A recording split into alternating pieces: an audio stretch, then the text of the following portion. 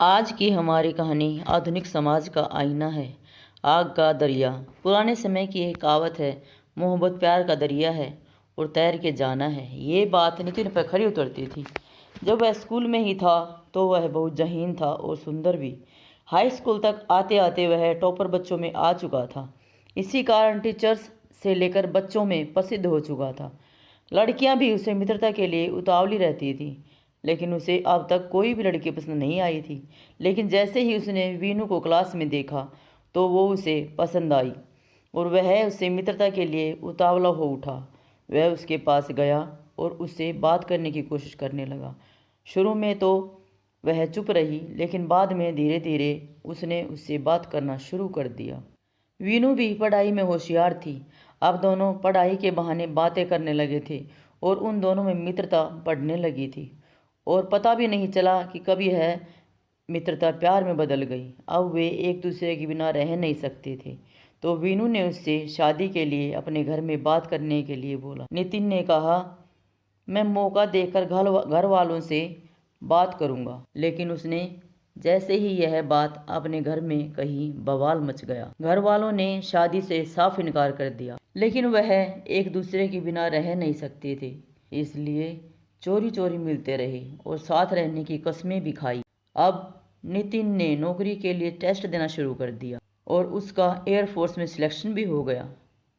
अब घर पर भी रिश्ते आने लगे। उसके माँ बाप ने एक जगह उसकी शादी कर दी। नितिन उन्हें अपनी फ्रेंड वीनू के बारे में सच नहीं बता पाया था। उसकी पत्नी शीना सुंदर और समझदार थी, लेकिन एक दिन उसे नितिन की कमीज पर लिपस्टिक का दाग दिखा तो उसने नितिन से इस बारे में पूछा, तो वह टाल मटोल करने लगा और उसके इस व्यवहार से शीना को उस पर शक होने लगा, क्योंकि इश्क और मुश्क छुपाए कहाँ छुपते हैं। और जैसे ही शीना को नितिन और वीनू के प्यार के बारे में पता लगा तो वह बिफर पड़ी और अपने घर वालों से इस बारे में बात की। लेकिन नितिन वीनू को अब भी छोड़ने के लिए तैयार नहीं था, तो उसने अपने दोस्त वीनू को भी अपने पास ही कर दिलवा दिया। अब वह शीना और वीनू दोनों के साथ ही रहने लगा। लेकिन एक दिन उसने नितिन को वीनू से मिलते हुए देख लिया तो उसने बहुत शोर शराबा किया, लेकिन वह वीनू को छोड़ने के लिए तैयार नहीं था। अब नितिन शीना के झगड़े से तंग आ गया था।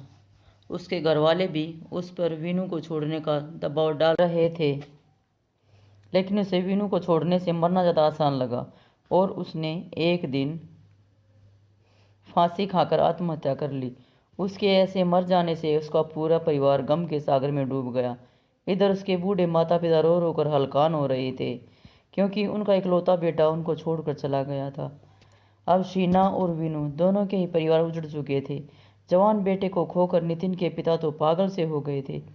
नितिन के प्यार की आग ने उसके घर के इकलौते चिराग को बुझा दिया था।